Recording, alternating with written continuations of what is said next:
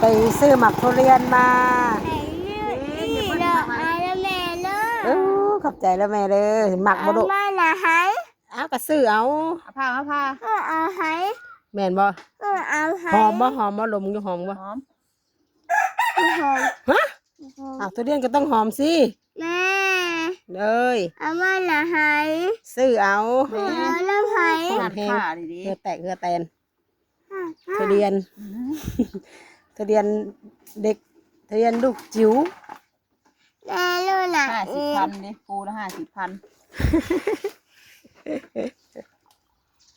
แม่ลูกเห็ดมาตัวน้องบิวตี้บ่ฮู้ว่าแม่นหมากอีหยังเนาะพี่น้องอันนี้นะมันก็คือทุเรียนแม่นคือทุเรียนนี่ดิมันจะอาจเกี่ยวพันกันกับทุเรียนอยู่กับบ่ฮู้เนาะ ทุเรียนน้อย อาจจะเป็นตระกูลทุเรียนอยู่ไปจักเฮ้ยนี่กะ